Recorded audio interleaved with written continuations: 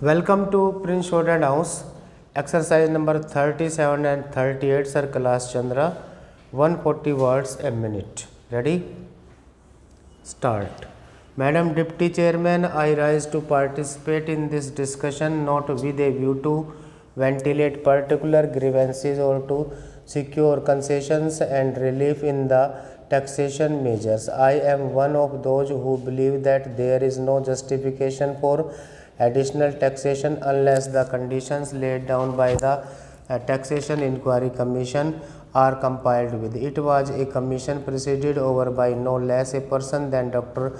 John Mathai, one of our illustrious finance ministers, and it laid down that there was no justification for any additional taxation unless we complied with two or three conditions.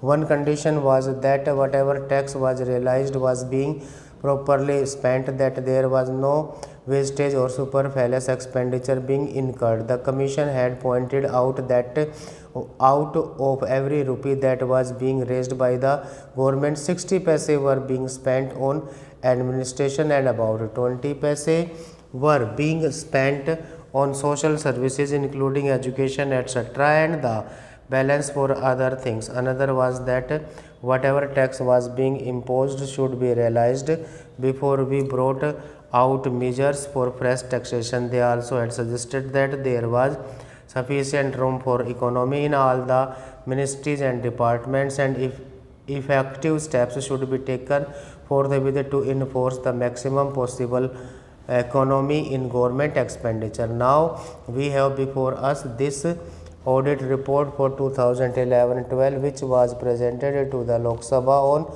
the 6th June and which came to my hands last night, and I have not been able to study it. I find that during the last 5 years we have imposed additional taxation, and at the same time our revenue expenditure has gone up by about rupees 42 crores. So on the one hand we say that we are raising this money, these taxes for the implementation of the plan, and for that reason every chief minister and ministers go about saying that we want money for the implementation of the plan. But what are the facts? We find that the money that has been raised is being used for administrative purposes. So it is not correct to say that. On the other hand, it is not proper, because you must know that no plan, however well balanced and well thought out it may be, can be implemented in a democratic setup unless you can induce the people. We have been depending either on foreign aid or on indirect taxation or deficit financing, and more than once I have pointed out that these measures will not help to induce the people, and unless the people are induced we will not have any successful results so far as planning is concerned.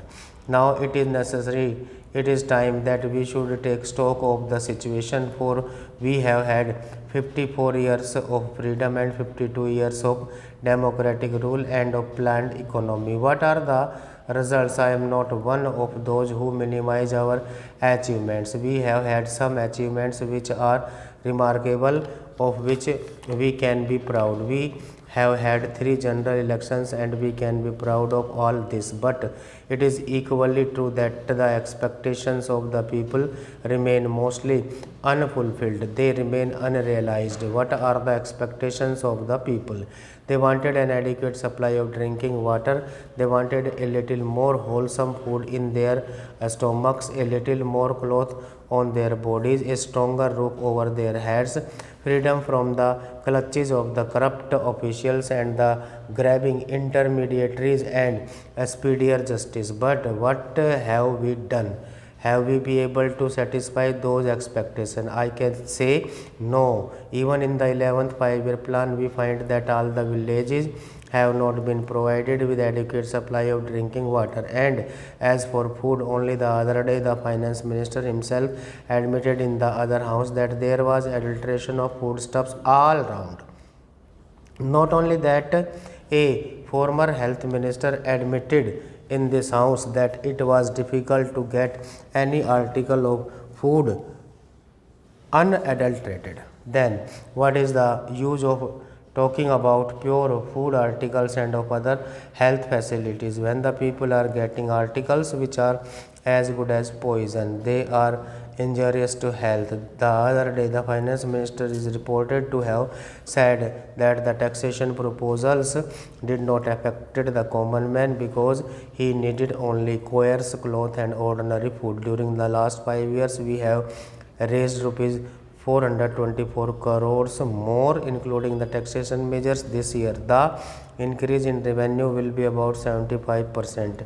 Since 2006, we have raised additional taxation to the tune of 75%, and during the 5 years preceding this year, the revenue expenditure has gone up by 85%.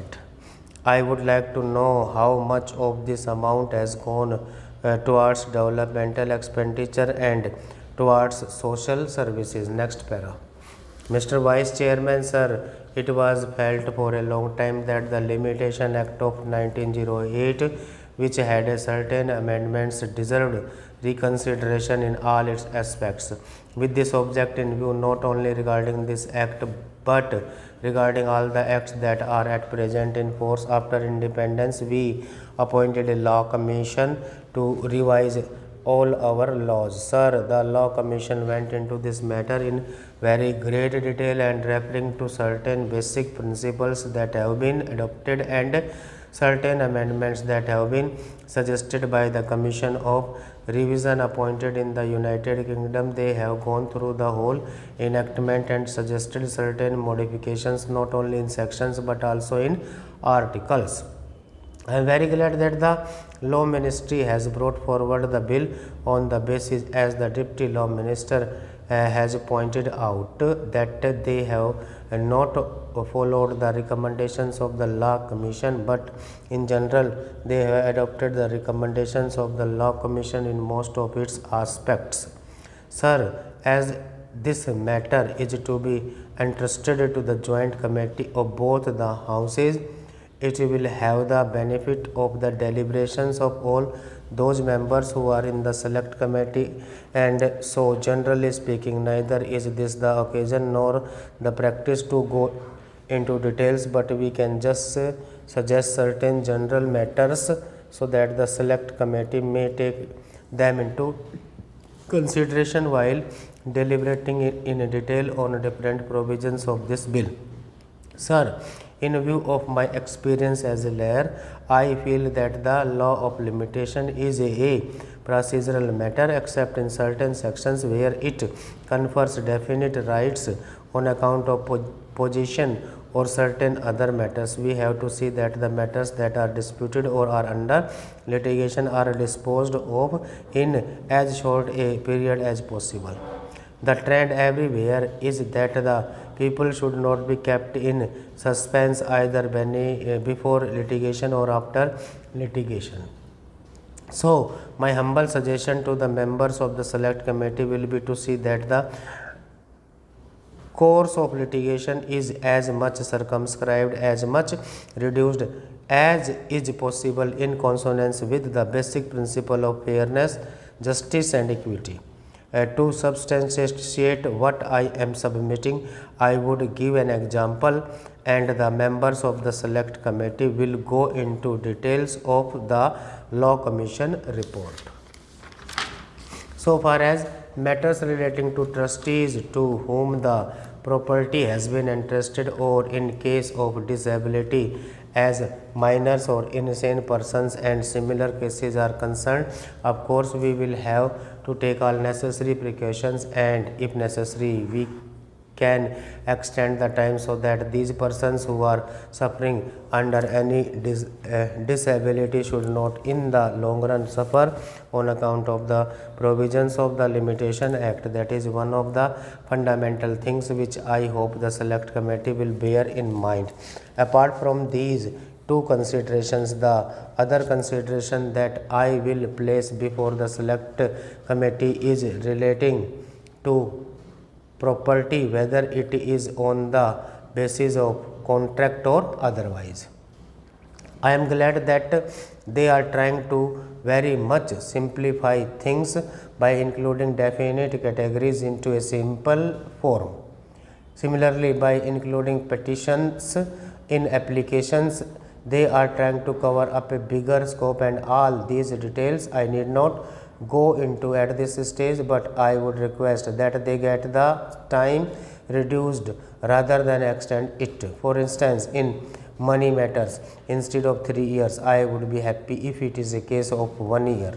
In matters of land, of course, those days when there were big jamidars, big talukdars or jagirdars were different. Now the whole trend has changed. If at all a litigation is confined to commercial matters where everybody is alert, the circumstances do demand, and if there is anything wrong, if somebody wants to claim something from the other party, it is no use sleeping over it.